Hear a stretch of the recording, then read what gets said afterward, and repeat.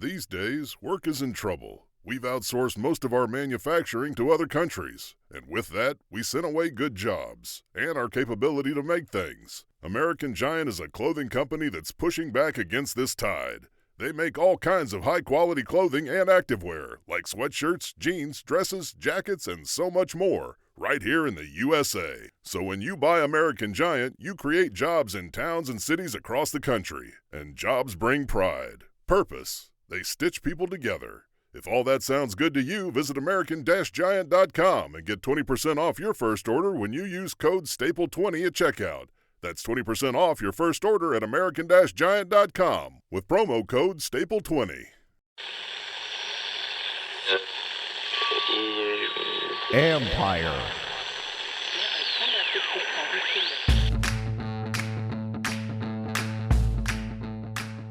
Hello and welcome to my podcast. Do me a favor, subscribe to the John Keim Report wherever you get your podcasts. If you're watching on YouTube, hit that like button, hit that subscribe button. You can find us there as part of Empire Media, AMPIRE. Always much appreciated when you tune in. Don't forget, you can read my work on ESPN.com. I have a story up Thursday morning about Dan Quinn and just kind of the journey he's traveled from Atlanta, what he learned after the Atlanta Falcons experience, how he handled it, and why he's where he's at now. So give it a read on ESPN.com. Also, I'll be back after the game with a wrap-up, as I always am, and about the Commanders and the Eagles. So should be a fun one. As you can see, this is how unusual it is. I'm doing this outdoors in November. Never thought I didn't have that one on my bingo card. So if you're watching on YouTube, I'm outside in November. This is great. So anyways, let's get to my 5 things. And then after that 5 things, it's going to be a kind of an abbreviated version or a quicker version of it. Then I'm going to have on ESPN's Tim McManus to talk about the Eagles and just from that perspective, about 15 minutes with Tim. So a slightly longer podcast overall, but a lot of information in here that's going to get you ready for what is a very key NFC East battle. So let's start with the injury report. And we got that on Wednesday afternoon. Marshawn Lattimore knew he'd be out. He's out. Austin Seibert did not kick this week. He's out as well. Nick Ballore, key special teams guy, he's also out. And then, so that means Zane Gonzalez is likely to be called. That would be the expected call up in the practice squad to replace Seibert. But as far as Brian Robinson and Andrew Wiley and Cornelius Lucas, let's start with Robinson. So I told you on Tuesday, maybe I didn't, but I put it on Twitter. But on Tuesday, he said he feels great about his chances for playing on Thursday. Then today, Dan Quinn said that they ramped up his work throughout the week and he did a really good job today. So there's clear optimism. So as I record this, I do not know his game status officially.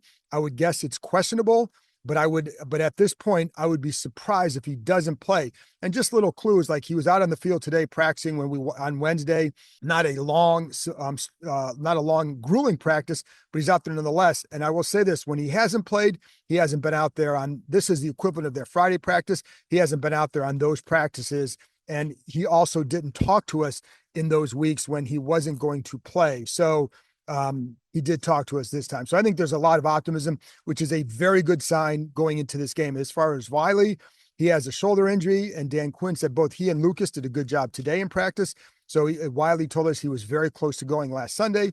But I don't know. I believe one of those two will be there, and I think that's a big deal as well. So anyways, let's get to my 5 things. And then again, after this 5 things, we'll get to Tim McManus from ESPN. So stick around for both because you're going to learn a lot today. Number 1, I think Dante Fowler's been a tremendous pickup, and that kind of goes without saying. Maybe arguably their most pleasant surprise, at least maybe from our perspective. I don't know necessarily from the coach's perspective because Dan Quinn and Joe Witt have had him, but he's doing a lot more than he has in recent years. He's tied for 7th with 10 tackles for a loss. He has 10 tackles for a loss. So 10 of his 16 tackles have been for loss. He's 3rd in sacks with 8.5, and he's played only 294 snaps, so mostly as a backup. So he's been very productive when he's been in. He is. So the big question is, why has he been more productive? Well, so I asked him that on Tuesday, and here's basically what he said is that it's the studying. He's doing a lot of studying. He's also listening a lot to and paying attention to what Ryan Kerrigan has been telling him. Kerrigan has a lot of respect, not only here, but around the league from guys because of his career. And it was earned respect. So he's listened to a lot to him. There's familiarity with the system, with the coaches, with Witt and Dan Quinn. But to me, to Fowler, the biggest key is he's healthy. He said this is the healthiest he's been in a long time. He goes, it's a huge difference, makes a huge difference in his get off And he said also in his ability to bend the corner. And you see that consistently. And you also see him, there's a quickness to his game that when I went back and watched him against when he played for the Rams and had 11 sacks, I think it was about 5 years ago, this is how he looked. This is the way he's getting to the middle, is, some stunts and loops to the middle, but the way he's able to just attack the quarterback from different angles. He had a torn ACL in 2015, a knee injury in 21, calf in 21, hamstring in 2020, ankle in 2020. So being healthy has made a tremendous difference, and that's a big reason why Fowler has been so productive. Number 2, the run game needs Brian Robinson back. But it's not just about Robinson. I think the run game can be very good on Thursday if Brian Robinson is back. So, and again, I told you there's certainly optimism about his return. The problem against the Steelers, and this is one of the things when I didn't do my game review this week, one of the things you watch is there were a lot of times where there was just and Bram and I talked about this on the live stream Tuesday night, but a lot of missed assignments, things that don't typically happen. Like clearly Pittsburgh has a very good defensive front. I think that may be that was as physical a defense, I think, as they're going to play. And I think it started up front. It's not just TJ Watt, it's Cam Hayward, it's, Highsmith. It's that whole front seven is just a physical group. So, but there were times where you see like Trent Scott and Sam Cosmi miss some blocks and there's 2 defensive linemen free. There's a 2nd down and 1, an unblocked defensive end for a tackle. There's, I think part of the thing is when there's no Brian Robinson in that zone read game, you're not going to hold some of the backside players the way you would if he were in there, because you know that the chances are that Jaden Daniels would probably keep it. So they're not worried about that. So they're going to play the quarterback. He's going to hand it off and they're going to feel a little bit more comfortable. There are a couple of times where like I said, a handful of missed assignments or missed run blocks by Scott. I thought Trent Scott did a good job in the pass game. In the run game, I think that's where you missed Andrew Wiley. That's one of his strengths. There was one run, it's a third down and short, and it was John Bates has to block down, basically a reach block to get a big old defensive end, probably about 350. Well, on the play, Trent Scott just kind of throws his elbow up, but doesn't make contact and just goes off to the linebacker, putting Bates in an unwinnable position against the defensive end, who crashes down, makes a stop, and they end up, not getting the first down. So, and to me, that was not so much a physical mistake as much it was they haven't had time together. You need that time together on those combo blocks or those kind of situations to understand when you can go and when you can't. So that was just an experience thing. Again, Scott did a nice job in the pass pro, but in the run game, they definitely missed Wiley, I felt like. So there was just a lot of things like that. And I think if you can get that back and you can get Robinson back in there, I think they're going to be in a much better shape for sure. I think the running against the Eagles have been kind of almost middle of the road defensively against the run, 4.4 yards allowed per carry, 2.61 before contact, which is about middle of the pack there, but they are 5th in yards per game allowed. So that's really good. So this is the 3rd run defense that Washington will have faced that is a top 5 in that category. It's the first time of those 3 that Brian Robinson may be available. And again, I say it may. I think by the time you watch this, you may know that he would play. And again, that would be my guess at this point. So, but anyway, I think some of it too, again, goes back to just the ability to get him in there and just maybe handling your assignments better. And even Sam Cosmi even said, like on the quarterback draw the other day, if he handles the assignment right against the tackle, he's against the defensive tackle, which he said he knew how he was going to play it, and he didn't play it the way he wanted to. If he does, then Jaden Daniels may be off to the races and at the very least setting up a very short field goal to win the game. So the other part of that run game too is a zone read. If you notice, they did not get anything off that against the Steelers the other day. Part of that is against the 34, you're facing more athletic defensive outside backers. So it's harder to run that. And something I learned when Robert Griffin III was here, like they did not run the zone read against the Steelers back in the day. So anyway, that's another thing. Let's see. Number 3, I think the Steelers maybe showed a way to get to Jaden Daniels. But I think it's more than that. They blitzed a lot, and Daniels has been blitzed a lot in the last 3 games, 45 times in the last 3 games, Chicago, the Giants, and the Steelers. So for the season, though, think about this. Daniels against the blitz is 3rd in QBR. He's 4th in passing yards, and he's tied for 4th most in sacks. against that. He does have 154 scramble yards against the blitz. Against Pittsburgh, he had none.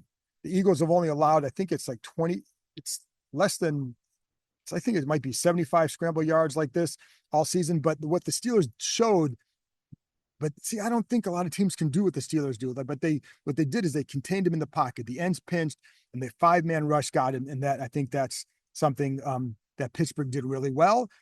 They were disciplined with their rush lanes.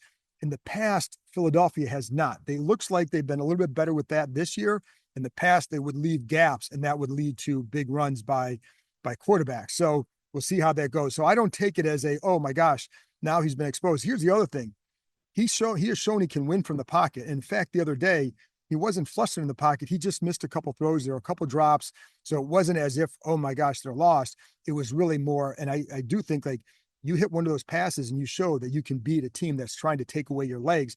That's why I think Jayden Daniels will be a special quarterback for a while, because he can beat you in multiple ways. They just didn't finish the job the other day, but there were plays available and throws that he normally would hit for sure. So I will say there have been 6 times where he's been blitzed a lot. In those games, they're 4-2. The 2 losses, 4-2.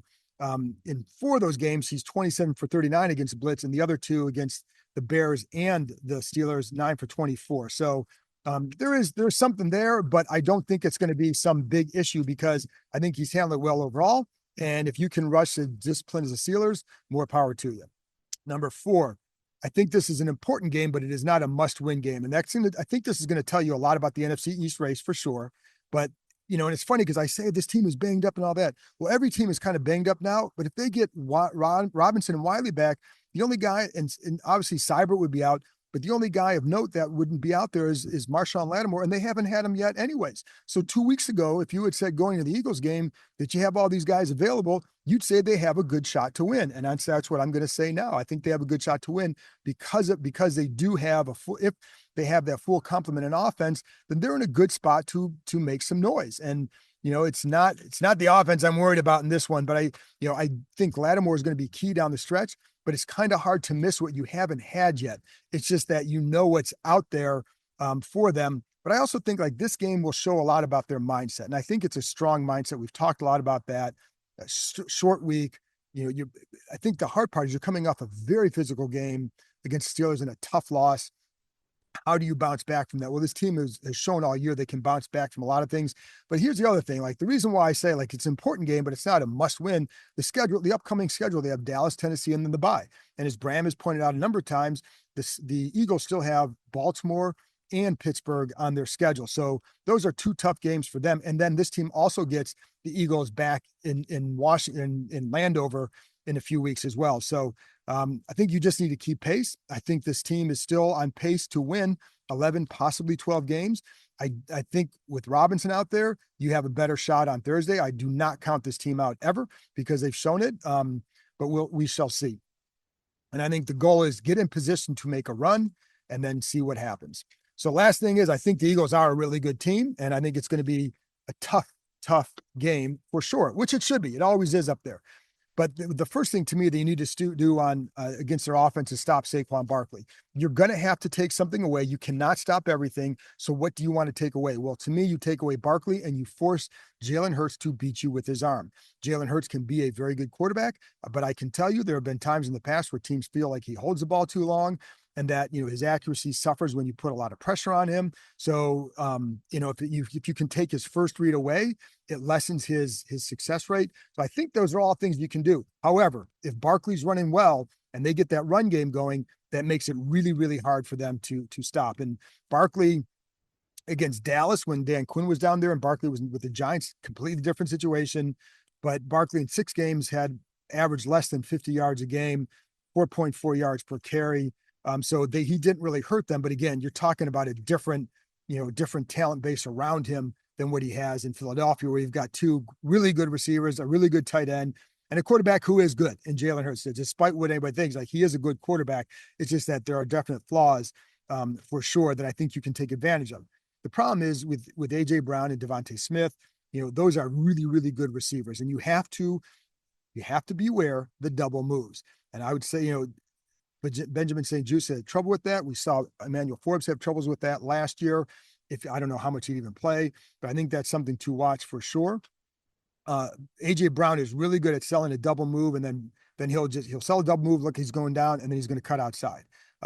Sometimes they're going to what they'll also do, he'll do a stutter and go. You've got to be aware of that. You cannot fall for that. And that's one thing last year, did the stutter and go, and he beats Forbes on that. Well, they told him that you can't fall for the stutter, just stay. And they didn't. So you've got to be disciplined with that. Can these corners do that? They haven't shown that enough yet, not consistently. So that to me is a big problem, but you've got to take away Barkley and put it in the hands of Hurts. The other thing that Brown will do a lot of times, they'll get some speed motion into a crossing route. So you get them in motion and you're running them back across. And I think, that's something that's tough to defend. And again, Dallas Goedert really good. So there's a lot, and it's a good offensive line, but I do think, this team has not stopped the run. So that's why this is going to be a difficult one. So are you willing to go with an 8-man box and putting one-on-one outside? That's a tough way to live. So, I'll be curious to see what they do, because despite what I just said, they could also opt to just say, let's go too high and take away the big play and try to play well in the red zone where the Eagles, where there could be some mistakes. And so I think, that will be certainly worth watching. Then defensively with the Eagles, most of their sacks are coming off 4-man pressures. Bryce Huff, Josh Sweat, they don't have big numbers, but they do some good things on the edge, and they will pinch, and Huff likes to do a little spin move, get inside, and it's been effective. Jalen Carter is a big dude inside. He's going to kind of ignore the double team and take on one guy and try and get through there. He's able to do it. Sometimes he looks like a big man trying to fight through a bunch of little people in a crowd, right? Just kind of waving his arm, trying to get through that. And he's not a big sack guy, but he is a good player. And for sure, I think they're going to have to chip a lot in this game. Quinyon Mitchell, the corner, we've seen Darius Slay against Terry McLaurin a lot. The corners will stay on the sides. I think Mitchell's usually on the right side, Darius Slay on the left side. Mitchell's a really good rookie, and you'll hear Tim talk about him in a minute. Just watching him and talking to guys here, he's very fast. So one of the things you'll notice is that if you just try to run a go route without trying to sell anything else, he's going to turn and run with you, and he's going to probably take it away because he's got length and he's got the speed. Again, a 4.33 guy. There are times where I notice on film, first of all, he plays to his help very well, uses his leverage very well, but you can sometimes use that against him, and you can sometimes get him on some comebacks and hitches, maybe a little bit of a nudge at the top of the route to create a little bit more separation.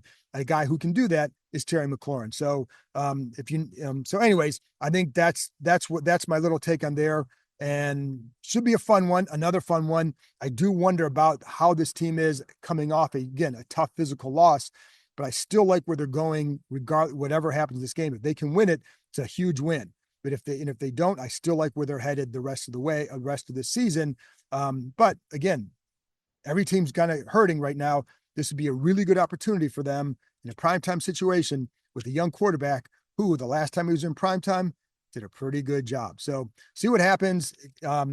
Looking forward to it.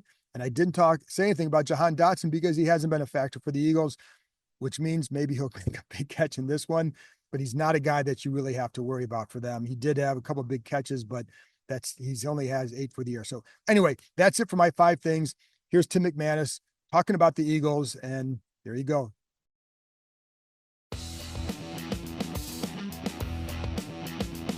All right, Tim, just like everybody expected, it's the Commanders and the Eagles in the 2-team race for the division this year. Pretty big one Thursday night. So with the Eagles, early in the year, it felt like you weren't sure where they're going to go. Last 5 weeks, seems like they figured things out. What's going on there? What have they turned around? I mean, the record has been good, but what have they turned around? Yeah, so there was an philosophical shift offensively, John, that really speaks to a lot of what's happened over the last 5 weeks, where they've gone to the ground game. They've gone to Saquon Barkley, and they've highlighted him. And they've leaned on an offensive line that remains very good.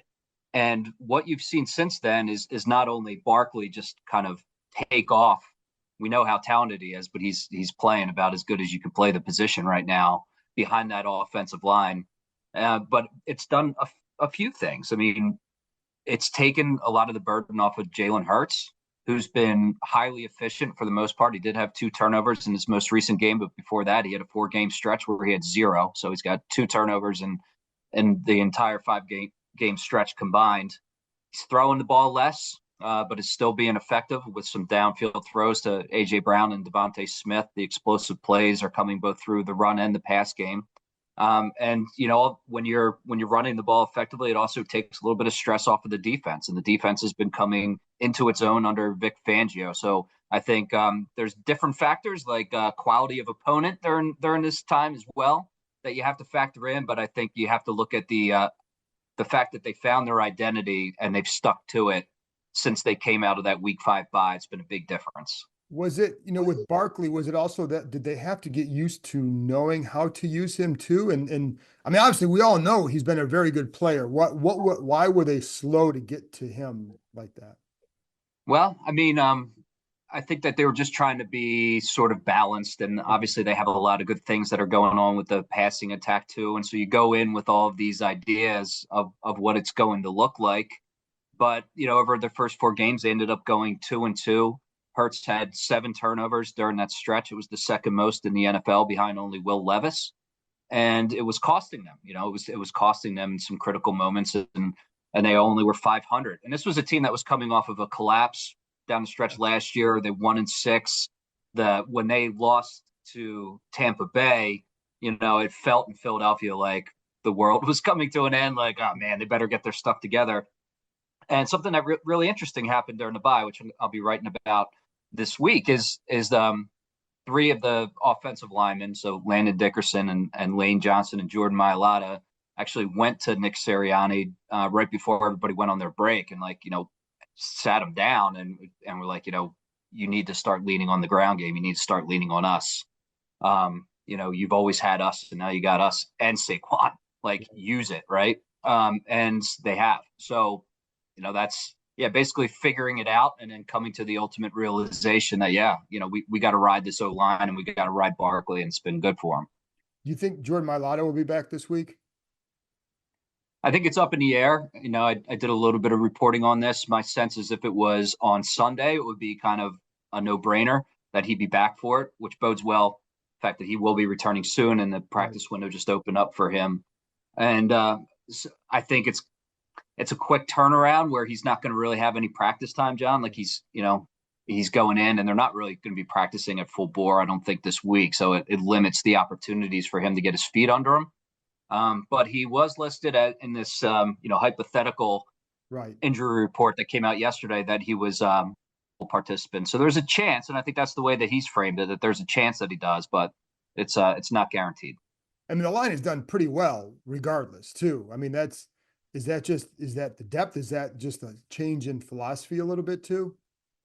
Now, philosophically, they've stayed pretty much to their roots, and they have a really good offensive line coach in Jeff Stoutland, who just seems to be able to get everybody ready. It's pretty incredible. The long run that he's had he's been here all the way since the Chip Kelly days, and they keep him for good reason. He's been awesome. And so that's a factor. But I will say that Mailata's replacement at left tackle, Fred Johnson, has been up and down. So it's a good story. He's come in and he's had some really good moments, including shutting down, with some help, Trey Hendrickson against Cincinnati. And Hendrickson's been just, so good against everybody else. So that's really a feather in Johnson's cap. But there's also been some down moments too, where there's been some leakage on Hurts's blind side, including with Michael Parsons last week against the Cowboys. And so Mailata is the better option, and the Eagles would be better off if he can, in fact, get plugged in there. Sure. And I think Micah Parsons gives a lot of people trouble too. So good point. How is Jahan Dotson look? Because is it possible that this franchise kind of, fleeced, but they certainly gotten the advantage in that deal so far? So Dotson honestly hasn't done a ton, but the last 2 games he's made big plays downfield. That was a hell of a catch against was it the Cowboys? They had that circus catch, or was that the Jaguars? I can't remember. Well, he had downfield catches against both of them. The circus, more of the circus catch was against the Jaguars, where he reached over a defender and sort of tapped it to himself along the sideline and was ever able to haul it in. But there was a nice back shoulder throw that Hurts put on him against the Cowboys that was also for a big gain. And what I've come to learn about Hurts is that he needs to trust you, like inherently, before he starts targeting you. And we saw that with Dotson, where it seemed like he was getting open at times, but the ball wasn't going in his direction. And you can understand that too with AJ Brown, Devontae Smith as sort of the lead guys here, that you're not going to get a lot of targets. But Nick Sirianni has credited him for helping to take the top off of defenses, using his speed to create space for other people. But we are now starting to see him get more involved in the offensive passing game. So that's been, fans were for a while being like, okay, that was not a good trade at all, 3rd-round pick. And I still don't feel like they've come fully around on it, but at least he's showing some signs that he's getting involved. Well, I think this franchise looks as payback for Donovan McNabb. So Oh, there you go. there you with Sirianni, things calmed down there. I mean, is there, because it just seemed like there was always from the outside, seemed like there was friction. Is that better, or is it the winning kind of pacifying it, or is it really kind of changed? Yeah, so I mean, a 5-game win streak is going to cool the water anywhere. Philadelphia is unique, and the fact that he has been a very successful coach when you're looking at win percentage. He's got the best win percentage in franchise history, and but there's the collapse last year where there was a 9-day period where the organization didn't even signal whether he was going to be back or not. They fired both coordinators. They flirted with Bill Belichick. So he came in on the hot seat, and then they got off to that 2-2 start, where they got smoked by Tampa going into the bye. They come out of the bye and they beat Cleveland, but it was like a tussle, and the offense did not look good. And there were boos coming down at home. There was fire Nick chants that were going on. And then as Sirianni's walking off the field, he gets into it with some home fans. And then there was a strange press conference that followed. And there's been questionable decision-making by him in game in a lot of different situations. So given that it's 7-2, it's rockier than you would think. Like it's definitely gotten cooler of late. Like it's calmed down, and the people who argue the positive about him, like look at his record, look how good they've done under him. Like those people are getting more full-throated, and the people who have been criticizing him all year are starting to peel back a little bit. But it only takes like one misstep. Like if he screws up and the Commanders come in here and win, it's right back up to like hot again. That Philly sports talk radio, the mornings after a loss, to me is always one of the best listens. And there was one time, Tim, it was like, remember these guys came up there and beat him, I think on a Monday night, Thursday night. And there was like, they were 8-0 going into the game, something like that. But the next morning you would have thought that the whole sky had fallen. Like there was like the end of civilization. It's like, they're still 8-1. They're still pretty good. So that's Philly, man. I mean, it's, Mike Schmidt had the line, right? It's like, where you win and then you read about how bad you did the next day. I mean, that's a perfect thing in Philadelphia is if the team wins, but you still have things to complain about. Like that's just kind of how we're wired. It's fantastic. So defensively, that defense seems to be doing really well. Just in general, what's going on? What's going so well for the D? Yeah, so it took a little while, but Vic Fangio is starting to, the performance is starting to match the reputation, where he has them buttoned up, where the pass rush and the back end is working kind of in harmony, and they've been able to, stay true to their assignments. There's just not a lot of leakage after there was early, some blown assignments, and everything seems defensively sound. And it took a little while to get used to, John, because in Philly, people are so used to it being defensive front oriented, where it's like you live and die by the pass rush. And the pass rush this year is not quite as good. I mean, Jalen Carter at defensive tackle is a disruptor, and you'll notice that very quickly on Thursday. But the edge rush isn't quite as stout as you're accustomed to seeing out of the Eagles defense. They brought in Bryce Huff, who was supposed to be a replacement for Hassan Reddick, and Huff now has been demoted essentially. Like he's only in there sparingly on snaps. Nolan Smith, former first-round pick, is starting to come into his own a little bit, but hasn't quite gotten there. You have a 36-year-old Brandon Graham, and so the front isn't as dangerous as it's been, but the back seven is much better. Quinion Mitchell, the rookie corner, has been awesome. Really? He should have honestly like 5 or 6 picks, but he's dropped them. And but he just doesn't give receivers room. And then they have depth at corner too. Slay's been on the other end, an accomplished veteran. And even when he goes out, a guy like Isaiah Rodgers comes in. They've gotten good performance from Cooper DeJean, another rookie. Like since he's come into the slot, they've become much better. So they got a really good secondary going on, and their linebackers have been playing at a really high level. Zach Bond, Yeah. most What a people still might signing. not know who the dude is, but Yeah. he comes over from New Orleans, and Fangio he didn't even play linebacker in New Orleans. He was mostly an edge, and Fangio saw a few snaps on tape and was like, that guy's going to be a good linebacker, and they take a shot on him, and he's been lights out. So the back seven's been really good. You brought up Jalen Carter too, because he may not have the sack numbers, but how disruptive has he been? Because like it just seems like he's really playing well.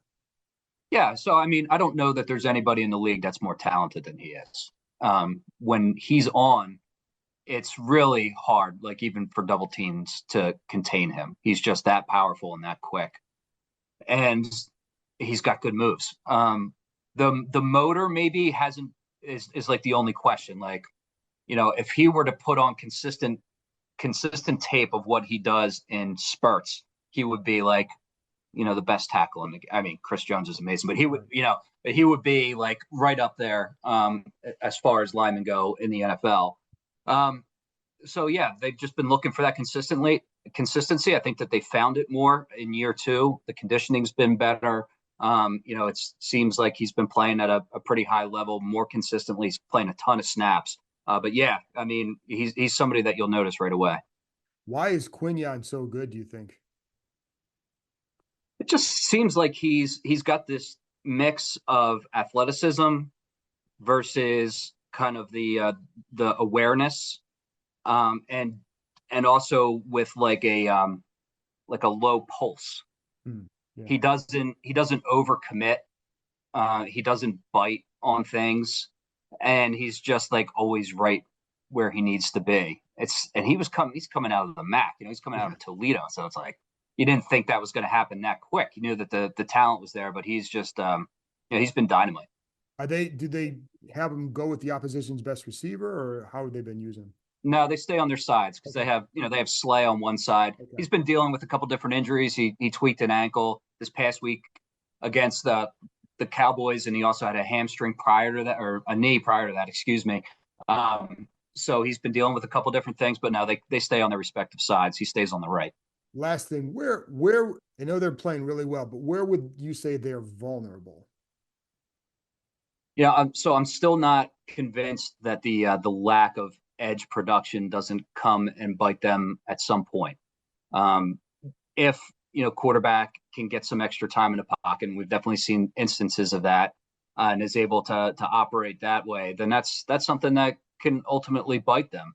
And we've also seen like some good of Hurts and some bad of Hurts. There are games, as I mentioned, where there was a 4-game stretch where he had 0 turnovers, but he also was second in the NFL over the first quarter of the season in giveaways, and he had 2 more of them. And so sometimes like he'll hang in there. It happens with playmakers. Like you'll hang in there a little bit extra, and sometimes that'll come back to bite you with a strip sack or somebody coming behind you from the rush, and then they find their way back up, and you're not expecting them because they're in a blind spot for you. So there are moments where he'll give the ball away. And the other thing that needs to be mentioned is the teams in the 5-game win streak just haven't been good. You got the Browns and the Giants of the world, the Cowboys, who, man, look about as bad as any of them right now, especially without Dak Prescott. So that needs to be considered as well. It's like, that's why I'm not saying that this team has arrived, or they're definitely a Super Bowl contender, but right now they're like top 10 in offensive categories and defensive. So they're playing good complementary football, and will certainly be a challenge for the Commanders. All right, Tim. Well, thanks a lot, and I will see you Thursday. All right, thanks, John.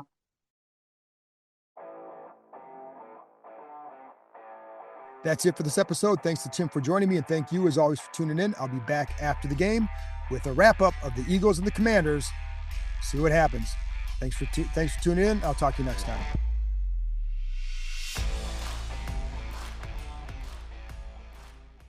These days, work is in trouble. we've outsourced most of our manufacturing to other countries, and with that, we sent away good jobs and our capability to make things. American Giant is a clothing company that's pushing back against this tide.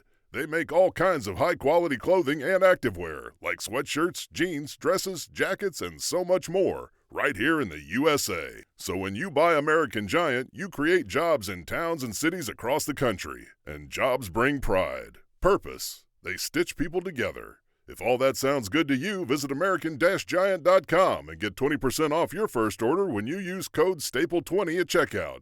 That's 20% off your first order at American-Giant.com with promo code STAPLE20.